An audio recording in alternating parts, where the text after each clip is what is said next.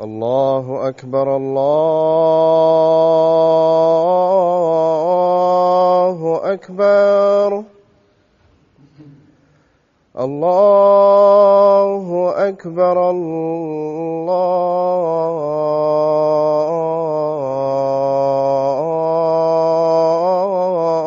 الله أكبر أشهد أن لا إله إلا الله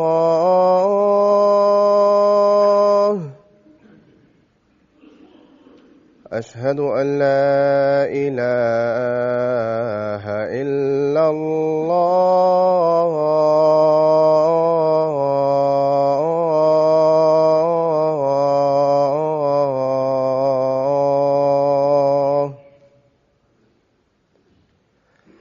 أشهد أن محمدًا رسول الله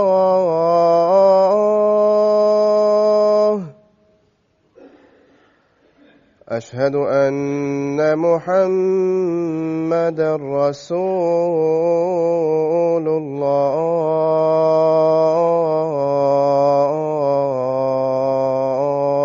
الله حي على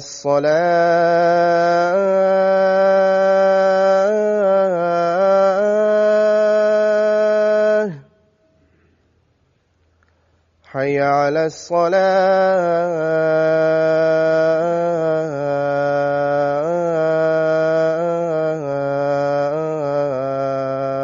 الصلاة حي على الفلاح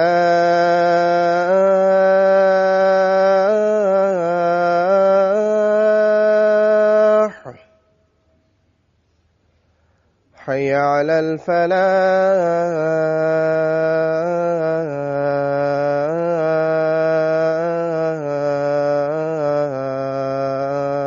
الفلاح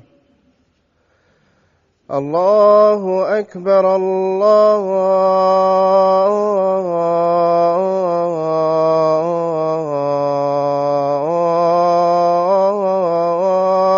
أكبر لا إله إلا الله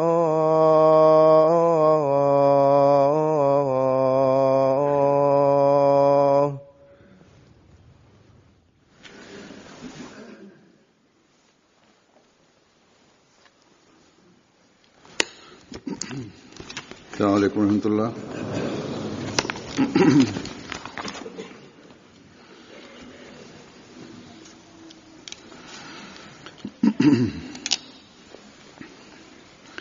أشهد أن لا إله إلا الله وحده لا شريك له وأشهد أن محمدًا عبده ورسوله أما بعد فأعوذ بالله من الشيطان الرجيم بسم الله الرحمن الرحيم الحمد لله رب العالمين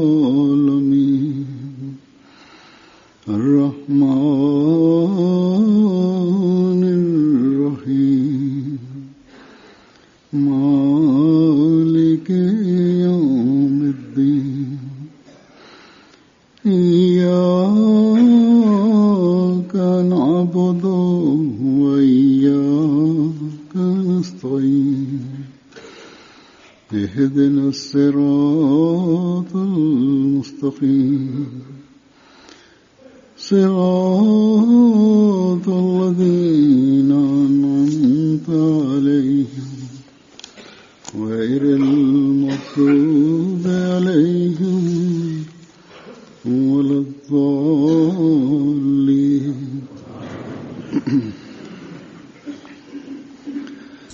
hutuba hii halifa mtukufu ni ya tarehe 18 mwezi wa 4 2014. halifa mtukufu ayyadahullah taala mnasalazi anasema kwamba sasa hivi mimi nitasoma baadhi ya maandiko ya sayyidina Ahmad alayhi salatu wassalam ambamo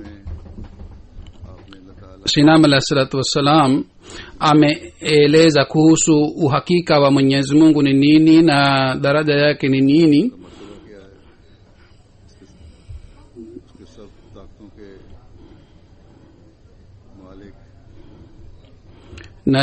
na yeye ni miliki wa kila kitu, na yeye ni moja tu, hana mshirika naye,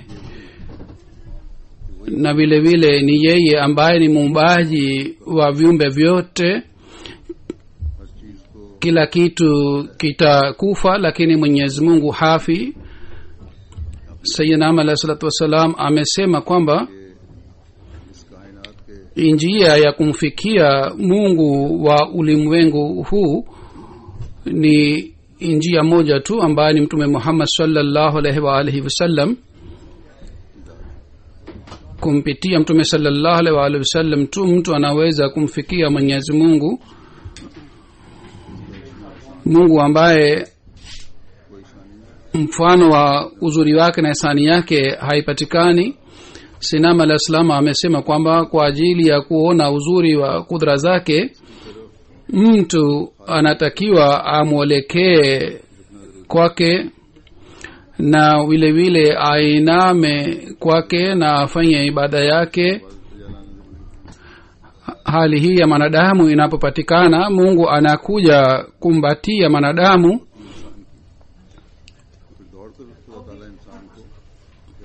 na anateremsha mvua ya fadhili zake juu yake.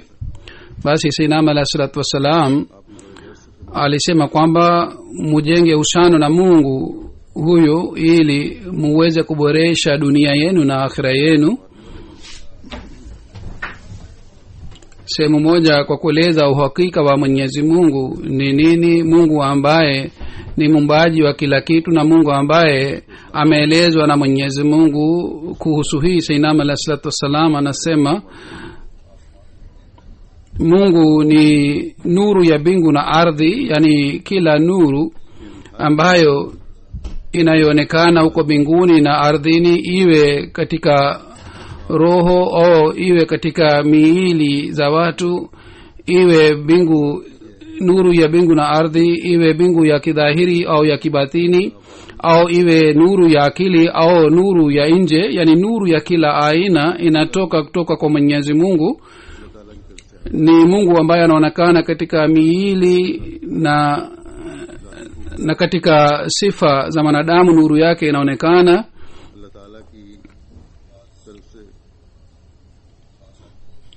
Na sifa wanazopewa watu maalum, katika sifa zile nuru ya Mwenyezi Mungu inaonekana, na vile vile ziwe sifa za kidhahiri au za kibatini, iwe ziwe sifa za kiakili au sifa za kidhahiri, na iwe udhuri wa kitu chochote. Katika vitu hivi vyote nuru ya Mwenyezi Mungu inapatikana, na hii inakuwa neema ya Mwenyezi Mungu. Na sababu yake ni hii kwamba nuru ya Mwenyezi Mungu inapatikana katika kila kitu, na hakuna ambaye ni nje ya nuru ya Mungu. Vitu vyote vinavyopatikana duniani na sifa zao zinazopatikana duniani na uzuri wote unaopatikana sehemu yote na watu wanaopata faida katika vitu vyote, na vitu vyote hivi ni kwa fadhili za Mwenyezi Mungu, na hakuna kitu chochote ambacho ni nje ya fadhili za Mwenyezi Mungu. Yeye ni mwanzo wa kila nuru, na yeye ni chemchem ya kila rehema na baraka. Fadhili zote zinatoka kutoka kwake.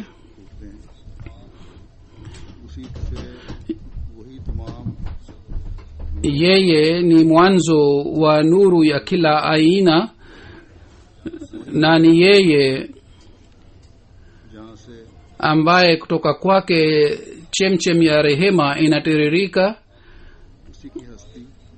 हकीकी तमाम आलिम को आलिम की उसी की हस्ती है हकीकी तमाम आलम की dhati yake ni sababu ya kupatikana vitu vyote duniani, yani vitu vyote vinayopatikana hapa duniani au vitu vyote vinavyopungua duniani au mabadiliko yoyote yanayopatikana, vitu hivi vyote vinamrudi kwake.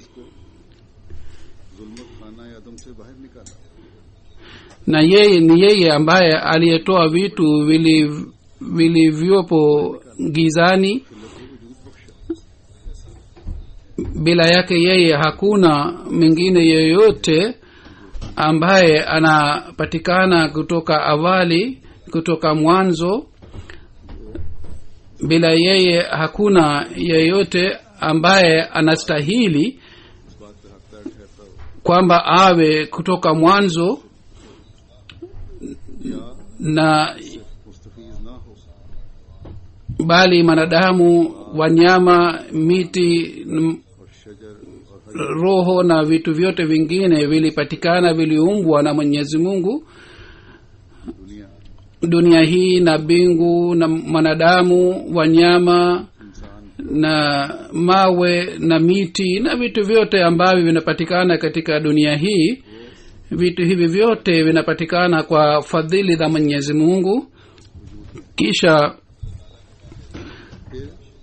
kuhusu umoja wa Mwenyezi Mungu na kuhusu kutokuwa na ushirikina na Mwenyezi Mungu, kuhusu hii Sayyidina alayhi salatu wasallam anasema kwamba शिरकत ushirikina unakuwa wa aina nne. Baadhi wakati ushirikina inakuwa katika idadi, baadhi wakati inakuwa katika daraji, na baadhi wakati inakuwa katika nasabu, na baadhi wakati inakuwa katika kitendo. और तासीर में सो इस सूरत में इन चार किस्मों की यानी Katika sura Ikhlas Mwenyezi Mungu amesema किस्मों की शिरकत kwamba yeye hana ushirikina wa aina hizi zote, na amesema kwamba yeye ni moja, si moja, wawili au watatu, na vile vile yeye ni as-samad, yani katika daraja yake yeye ni peke yake, hategemei kitu chochote kingine. वजूद इसके तमाम चीजें मुमकिन वजूद और खालिक Vitu vyote isipokuwa Mwenyezi Mungu viliumbwa na yeye, na vitu hivi vyote vinamtegemea Mwenyezi Mungu, na yeye ni lam yalid, yani yeye hana mtoto ili kwa sababu ya kuwa mtoto awe mshirika naye, na yeye ni walam yulad, yani yeye hana baba ili yeye kwa sababu ya kuwa baba awe mshirika naye, na walam yakul lahu kufuwan ahad, katika kazi yake hakuna anayeweza kuwa sawa naye ili yeye kwa kitendo pia awe mshirika naye. Kwa hiyo Mwenyezi Mungu ameeleza waziwazi kwamba yeye hana mshirika wa aina hizi zote, na yeye ni mmoja. Na Sayyidina alayhi salam amesema kwamba katika hii Mwenyezi Mungu amesema kwamba ushirikina unaweza kuwa wa aina nne.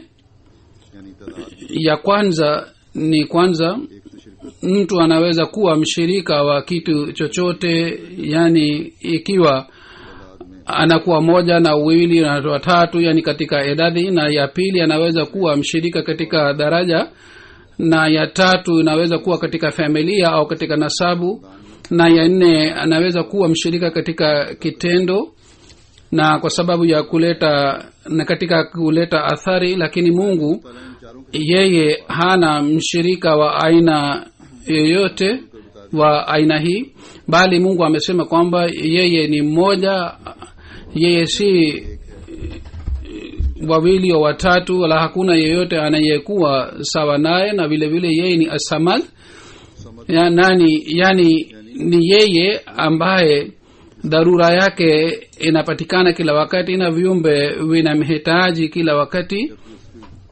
na wakati wote viumbe vikitaja kitu chochote, vitu vyote vinamwelekea yeye, au ni yeye ambaye anastahili wakati wote viumbe vimwelekee kwake.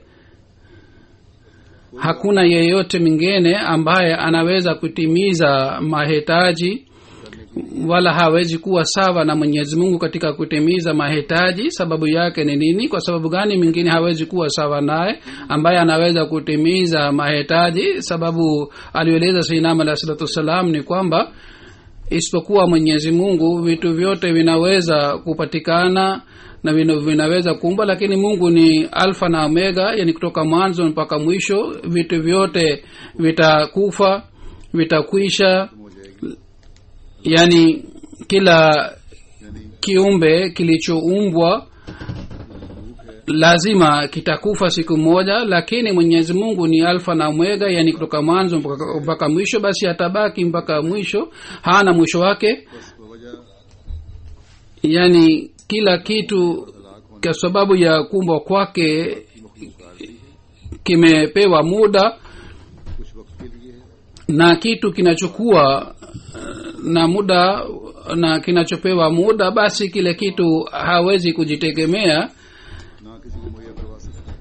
Basi kitu ambacho haikiwezi kutimiza mahitaji yake yote, kile kitu kinamhitaji Mungu ambaye ni kutoka mwanzo na hana mwisho wake. Ni yeye ambaye ametangaza kwamba kwa ajili ya kubakisha uhai wa viumbe vyake nimeumba vitu mbalimbali, na ni yeye ambaye anategemewa na inatakiwa ategemewe yeye. Hii ndiyo ni sababu na hii ndiyo ni maana ya neno la As-Samad. Kisha amesema kuhusu nasabu. Mwenyezi Mungu anasema kwamba lam yalid, yani yeye hana mtoto, hana mwana, walam yulad, wala hana baba. Basi yeye hana nasabu ya aina yoyote, ndiyo maana hakuna anayeweza kuwa mshirika wake. Kisha jambo la 4, Mwenyezi Mungu amesema kwamba walam yakul lahu kufuwan ahad, yani katika kazi yake hakuna anayeweza kuwa sawa naye. Basi wakati hakuna anayeweza kuwa sawa naye, hakuna yeyote anayeweza kufanya kazi kama Mwenyezi Mungu anafanya, wala hakuna anayeweza kuleta matokeo kama Mwenyezi Mungu analeta matokeo.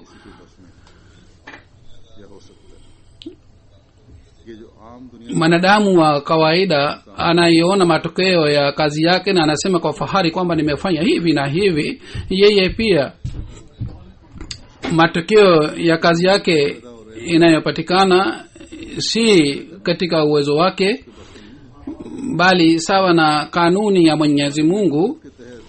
Mtu anapata matunda ya juhudi yake. Kwa sababu Mwenyezi Mungu ni Rabb na vile vile yeye ni Rahman.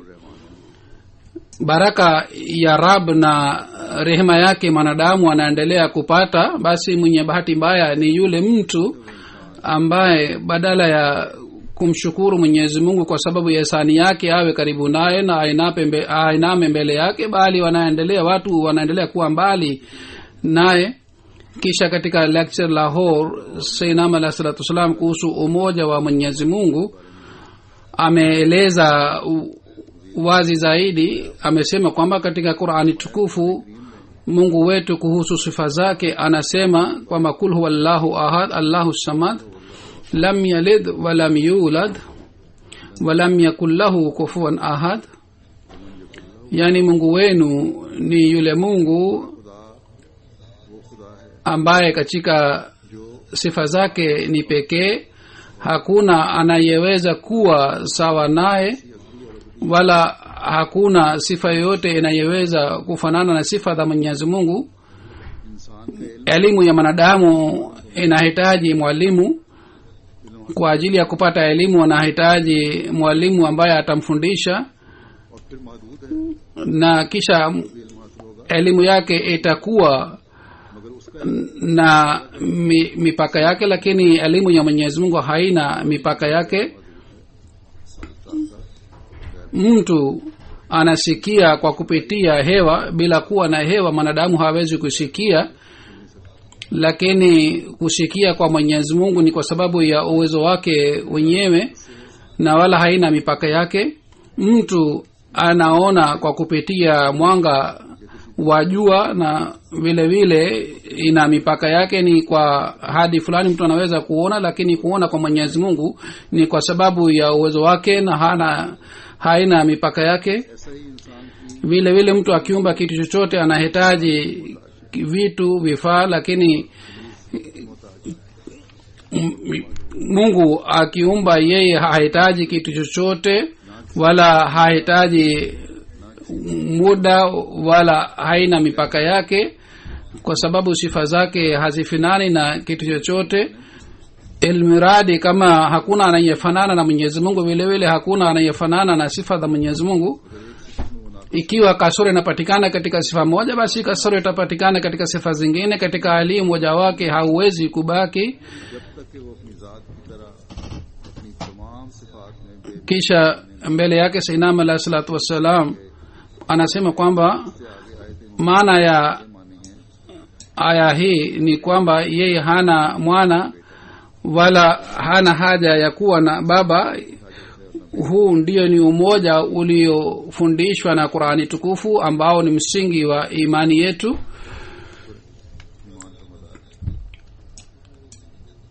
Kisha kwa kutoa dalili ya akili kuhusu umoja wa Mwenyezi Mungu, Sayyidina Ahmad alayhi salatu wassalam anasema, kisha baada ya hii Mwenyezi Mungu ameeleza dalili ya akili kuhusu umoja wake, na amesema law kana fihima alihatun illa Allahu la fasadata. Hii ni aya 23 ya sura Al-Anbiya. Kisha amesema Mwenyezi Mungu, wa ma kana mahu min ilah, aya ya sura Al-Mu'minun. Yani kama humo mbinguni na ardhini kungelikuwako na miungu wengine licha ya Mwenyezi Mungu, basi zote mbingu na ardhi zingeharibika. Na kwa sababu ya hali hii ufisadi ungepatikana ardhini, na vile vile ingekuwa miungu tofauti tofauti, na kila mmoja angetaka faida ya kiumbe chake, na kwa ajili ya raha ya kiumbe chake angeharibu raha ya kiumbe kingine. Hii pia ingekuwa sababu ya kueneza ufisadi. Kwa hiyo haiwezekani kwamba miungu mingi ipatikane. Kisha kuhusu sifa za Mwenyezi Mungu iliyoelezwa katika Qur'an tukufu, kuhusu hii Sayyidina al-Islam amesema kwamba Mungu ambaye Qur'an tukufu anaeleza sifa zake ni hizi: huwallahu allazi la ilaha illa hu alimul ghaibi wash-shahada huwa ar-rahmanur rahim maliki yawmiddin al-malikul quddus as-salamul mu'minul muhaiminul azizul jabbarul mutakabbir huwallahu al-khaliqul bari'ul musawwir lahul asmaul husna yusabbihu lahu ma fis samawati wal ard wa huwal azizul hakim ala kulli shay'in qadir rabbil alamin arrahmanir rahim maliki yawmiddin ujibu da'wata da'i idha da'an al-hayyul qayyum qul huwallahu ahad allahus samad lam yalid wa lam yulad wa lam yakul lahu kufuwan ahad. Yani Mungu ni yule ambaye ni mmoja, hana mshirika isipokuwa yeye, hakuna kuabudiwa. Ana amesema hii pia, asingekuwa mmoja basi katika hali hii mdui anaweza kumshinda. Katika hali hii uungu utakuwa hatarini. Na aliposema hii kwamba hakuna apasaye kuabudiwa isipokuwa yeye, maana yake ni hii kwamba Mungu ni mkamilifu ya aina hii, kwamba sifa zake ni juu ya aina hii, kwamba ikiwa katika viumbe vyake mtu akitaka kuchagua Mungu mmoja au akifikiria moyoni kuhusu sifa za viumbe vyake, basi akifikiria sifa yoyote sifa za Mwenyezi Mungu ni za aina hii kwamba kumshirikisha naye kiumbe chochote ni dhulma. Yani sifa za Mwenyezi Mungu ni juu ya sifa zingine zote. Kisha amesema kwamba yeye ni alimul ghaibe, yani anajua dhati yake yeye mwenyewe, hakuna anayeweza kujua kuhusu dhati yake.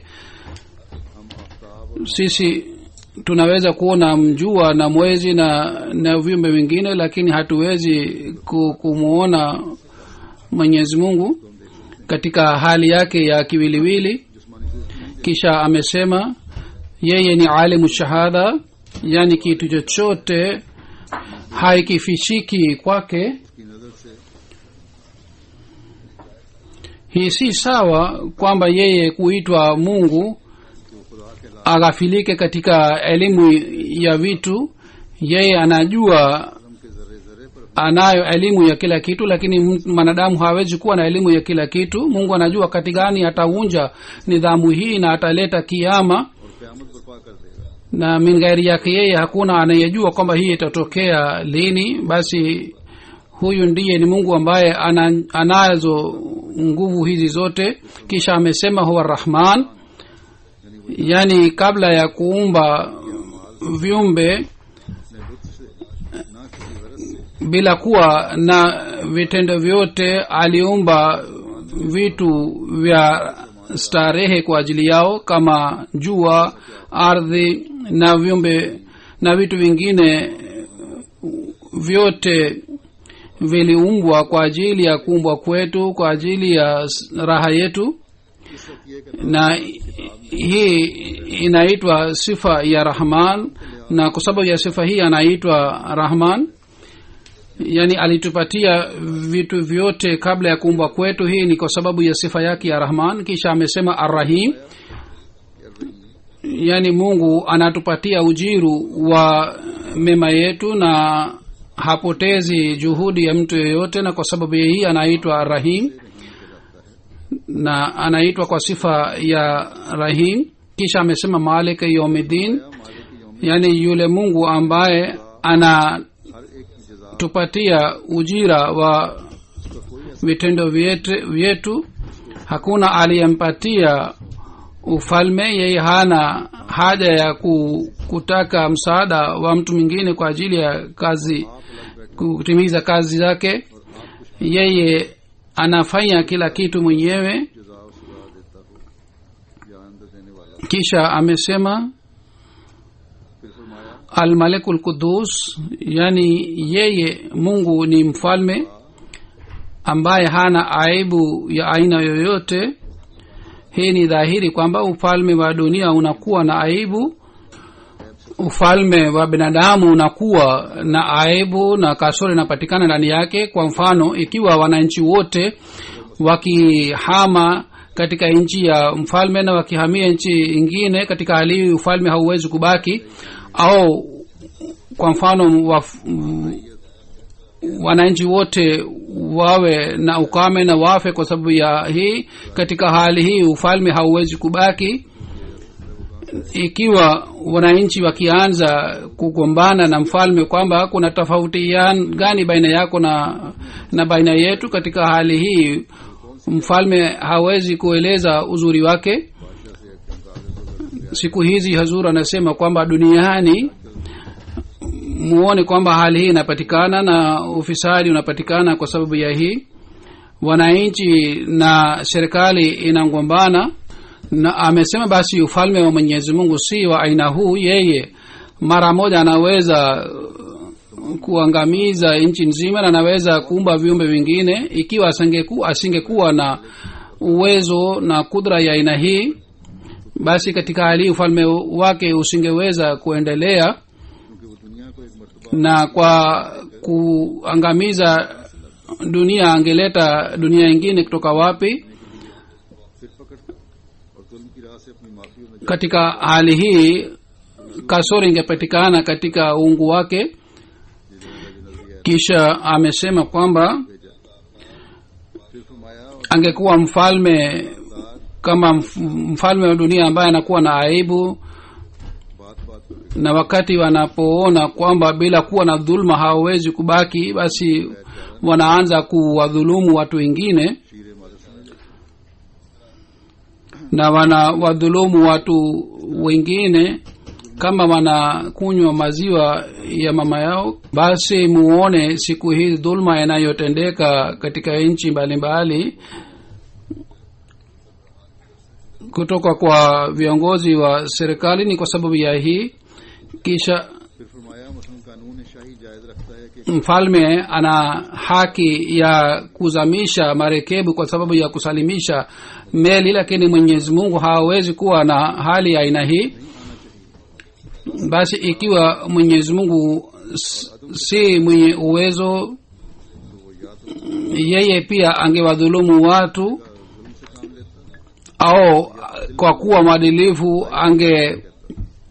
बल्कि खुदा का जहाज angeangamiza viumbe vyote. सच्चे इंसाफ को Kisha amesema kwamba yeye ni assalam, yani hana aibu ya aina yoyote, Sahib yeye anatoa usalama. Maana yake pia alidhahiri kwamba ikiwa yeye mwenyewe angekuwa katika msiba na angeuawa na watu na angeshindwa katika mipango yake, kwa kuona hali hii mioyo ingepataje utulivu? Mwenyezi Mungu anasema kuhusu miungu waongo kwamba innal lazina tad'una min dunillahi lan yakhluqu dhubaban wala ishtama'u lahu wa in yaslubhum dhubabu shay'an la yastankizuhu minhu जुबाबो शैन ला ضعف الطالب والمطلوب यजाफ तालिबो وما قدر الله حق قدره إن الله لقوي عزيز. Yani hakika wale mnawaomba badala ya Mwenyezi Mungu hawawezi kuumba inzi wajapokusanyika kwa jambo hili, na kama inzi akiwanyang'anya chochote hawezi kukipokonya kwake. Amedhoofika atakaye na anayetakiwa. Je, miungu anakuwa wa aina hii? Mungu ni yule ambaye ana kudra juu ya kila kitu na anashinda kila kitu. Hakuna anayeweza kumfisha. Watu wanakuwa katika kosa la aina hii, hawajui kwamba Mungu anatakiwa awe wa aina gani. Kisha amesema Mwenyezi Mungu analeta amani na anatoa dalili na hoja kuhusu uungu wake. Yule anayemwamini Mwenyezi Mungu kweli kweli hawezi kufedheheka katika hafla yoyote, wala hawezi kufedheheka mbele ya Mwenyezi Mungu, kwa sababu yeye ana hoja kamili na thabiti. Lakini anaiamini miungu ya dunia anakuwa katika shida. Yeye badala ya kueleza hoja na dalili, anaona kwamba mambo yote ya ufedhuli ni siri ya Mwenyezi Mungu na anataka kuficha aibu zao. Kisha amesema almuhaiminul azizul jabbarul mutakabbir, yani yeye ni mlinzi wa kila kitu na ni juu ya kila kitu. Yeye hana haja ya kitu chochote kingine. Kisha amesema huwa allahul khaliqul barul musawwiru lahul asmaul husna, yeye ni Mungu ambaye aliumba miili na roho, na ni yeye ambaye anapiga picha ya mtoto katika tumbo la mama. Kabla ya kuumbwa kwa mtoto anapokuwa katika tumbo la mama anatengeneza sura yake na jina zote nzuri ni zake. Kisha amesema yusabbihu lahu ma fi samawati wal ardi wa huwa al azizul hakim, yani watu ya mbinguni na watu wa ardhini pia wanamkumbuka Mwenyezi Mungu. Katika aya hii Mwenyezi Mungu ameashiria kwamba katika mbingu pia uhai unapatikana, yani zaidi ya ardhi inawezekana kwamba watu wanaishi. Kisha amesema ala kulli shay'in qadir, yani Mwenyezi Mungu ni mwenye kudra. Ikiwa Mwenyezi Mungu hana kudra, basi watu hawawezi kumtegemea yeye. Kisha amesema rabbil alamin arrahmanir rahim maliki yawmiddin, ujibu dawat dae zadan, yani yeye ni mungu ambaye ni mungu wa ulimwengu wote na anawalea. Yeye ni rahman na rahim, na yeye ni miliki wa siku ya kiyama.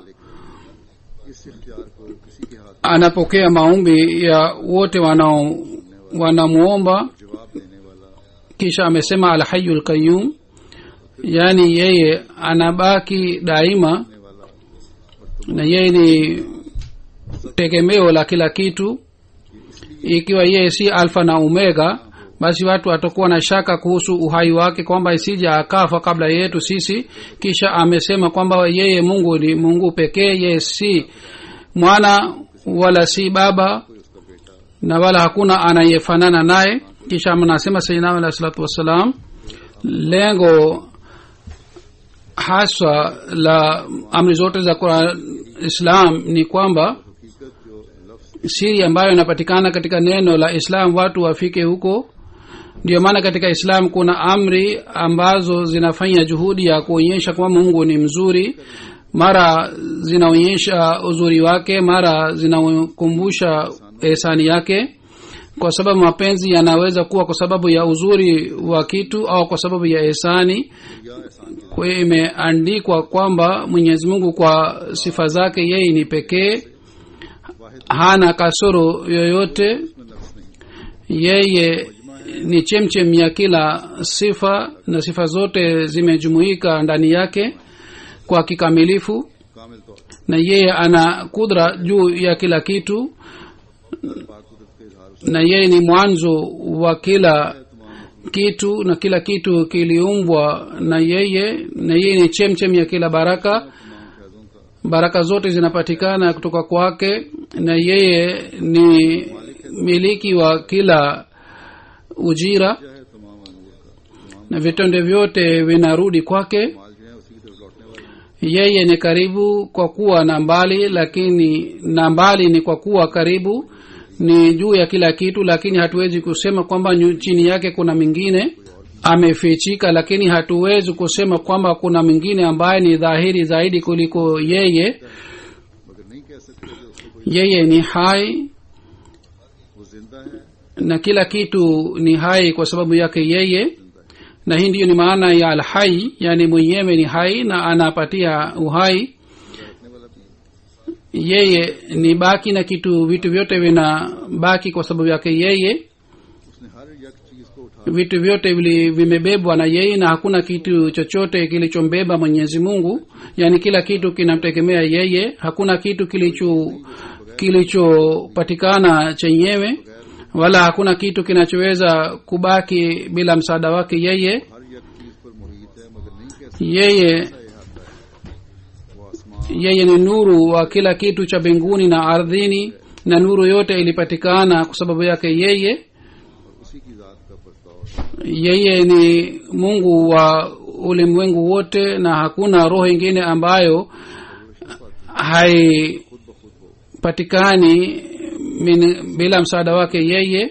जो उससे ना मिली हो और खुद ब खुद Na rehema zake ni za aina mbili. Rehema moja ni ile ambayo ilipatikana bila kuwa na vitendo vyote, kama mbingu na ardhi na nyota na maji na moto na hewa, na vile vile vitu vingine vyote wa ulimwengu huu vilivyoumbwa kwa ajili ya raha yetu, na vile vile vitu vilivyokuwa lazima kwa ajili ya maisha yetu aliumba kabla ya kuumbwa kwetu. Na vitu hivi vyote viliumbwa wakati tulikuwa hatukuumbwa. Nani anaweza kusema kwamba jua liliumbwa kwa sababu ya kitendo changu, au ardhi iliumbwa kwa sababu ya kitendo changu fulani?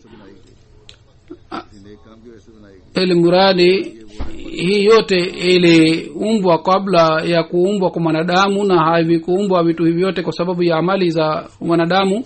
Na rehema yake ingine ni kwamba wakati mtu anapofanya kitendo, Mwenyezi Mungu anapatia ujira wake.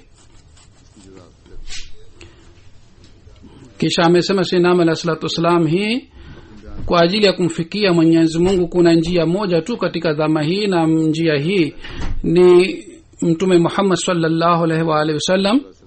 Anasema Sayyidina alayhi salatu wasalam, आप फरमाते हैं kila kiungo na roho yetu inamsujudu Mwenyezi Mungu ambaye kwa mkono wake kila roho na kila kitu cha ulimwengu kiliumbwa, na kwa sababu yake yeye vitu vyote vinabaki.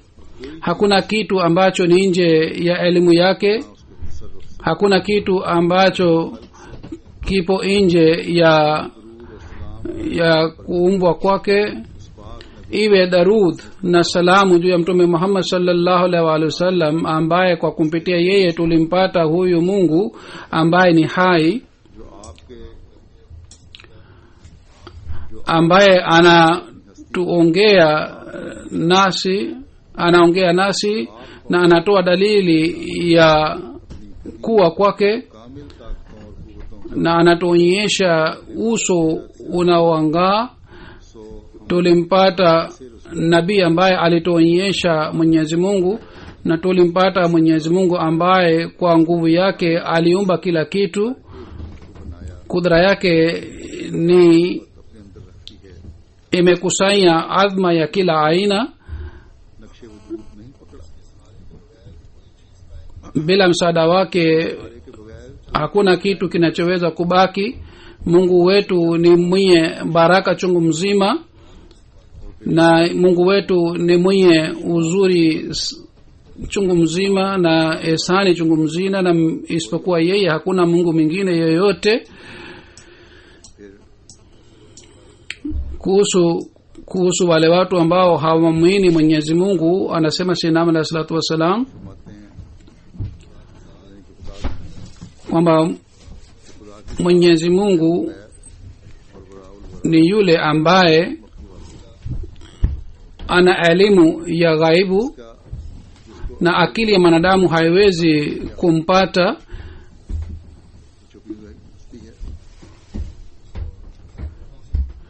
Na hatuwezi kumtambua Mwenyezi Mungu kwa kutumia akili.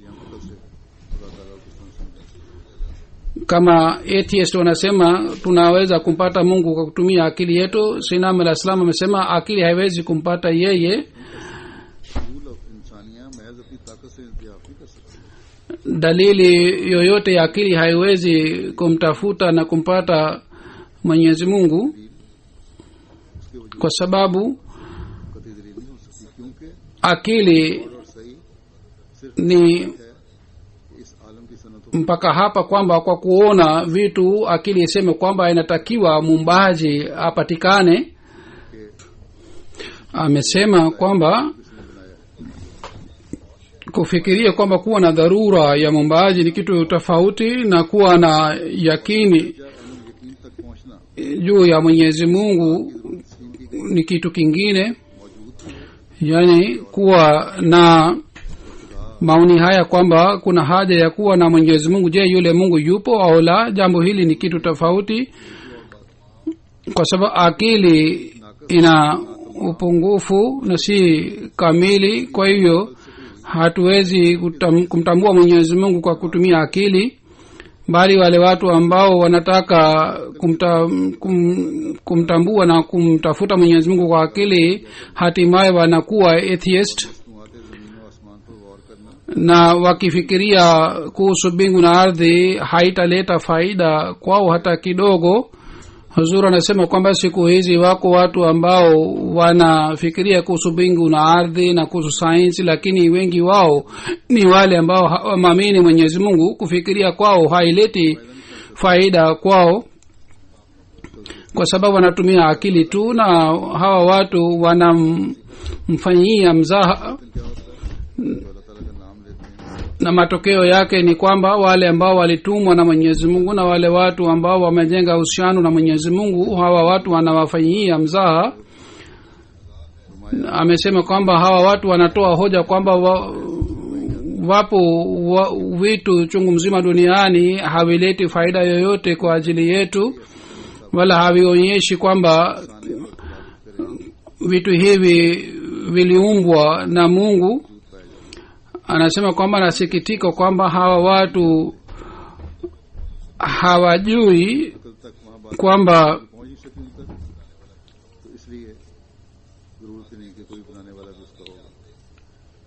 फरमाते हैं kwamba kwa sababu ya kutokuwa na elimu si lazima kwamba kitu pia haikipatikani. Yani ikiwa mtu hana elimu ya kitu si lazima kwamba kile kitu pia haikipatikani. Watu malaki wanapatikana katika dhama hii ambao wanadhani kwamba wao ni wenye akili sana,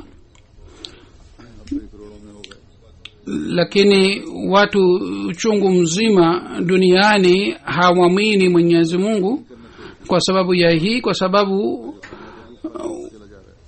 wanamkataa Mwenyezi Mungu.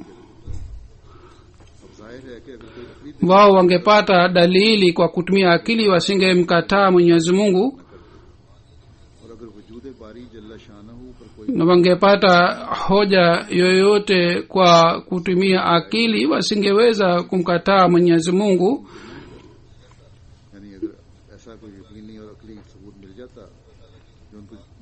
Yani wangepata hoja yoyote kwa ajili ya kuziba midomo yao wasingemkataa Mwenyezi Mungu kama siku hizi dunia inafanya.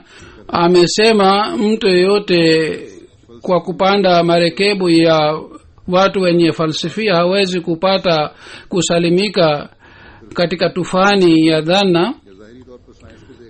Yani ikiwa mnataka kumpata Mwenyezi Mungu kwa kuacha imani, hamwezi kusalimika katika dhana inayopatikana mioyoni mwenu, bali lazima mtu aina hii atazimika na hataweza kupata maji tamu ya umoja wa Mwenyezi Mungu.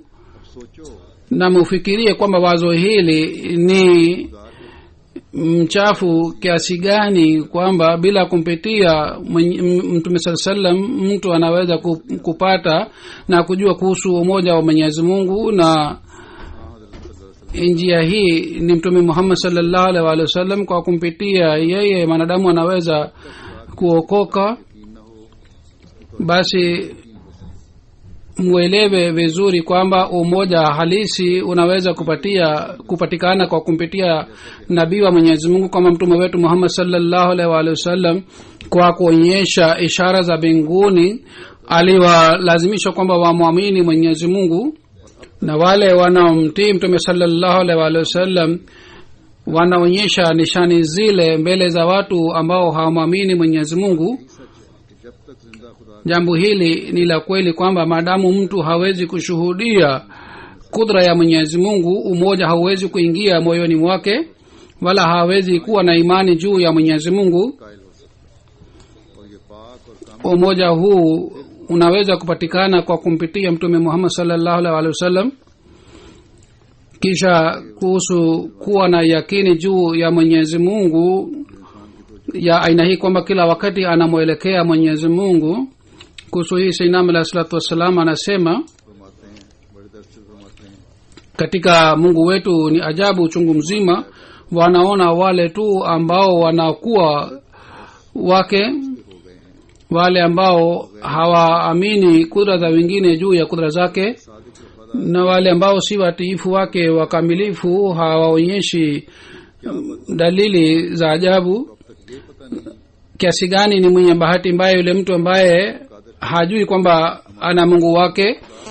Pepo yetu ni Mungu wetu na ladha yetu yote ni kwa Mola wetu, sababu sisi tumemuona na tumekuta ladha kila zuri ndani yake. Inafaa kujipatia hazina hii hata kwa kutoa roho, na inafaa kununua almasi hata kwa kutoa uhai wote. Enyi wenye bahati ndogo, kimbilieni upesi kwenye chemchem hili ambayo itatuliza kiu yenu, ndiyo chemchem ya uzima itakayowalindeni. Nifanye nini na niingize namna gani mioyoni mwenu maneno haya ya furaha? Kwa ngoma gani ninadi katika masoko kuwa Mola wenu ni huyu, ili watu wasikie? Na niwape tiba gani ili masikio ya watu yafunguke na yasikie? Mwenyezi Mungu atuwezeshe tuweze kufikisha ujumbe wa Mungu wetu kwa kumpitia imamu wa zama hii, tuweze kuiamsha dunia hii ili dunia hii ihisi kwamba Mungu yupo na anasikia hata mpaka leo na anaonyesha nishani, na ili watu tutarudi kwake, na sisi wenyewe pia tuweze kujenga uhusiano mzuri na Mwenyezi Mungu, na tuweze kufuata amri zake, na tuweze kutimiza haki ya ibada yake, tuweze kujua kuhusu sifa zake, tuwe warithi wa neema zake. Mwenyezi Mungu ajalie vizazi vyetu pia uweze kujiepusha na ushirikina wa kila aina. Amin.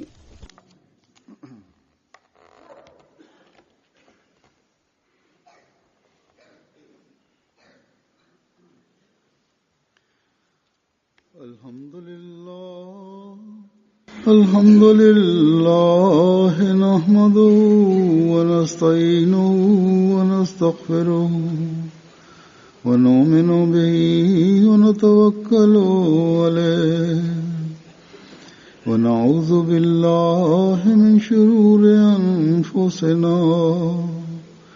wa min sayyiati a'malina.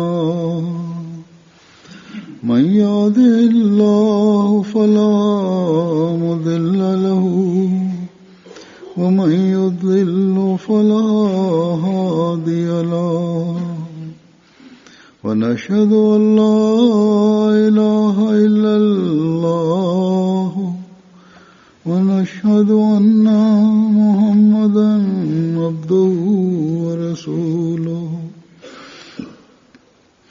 عباد الله رحمكم الله إن الله يأمر بالعدل والإحسان وإيتاء ذي القربى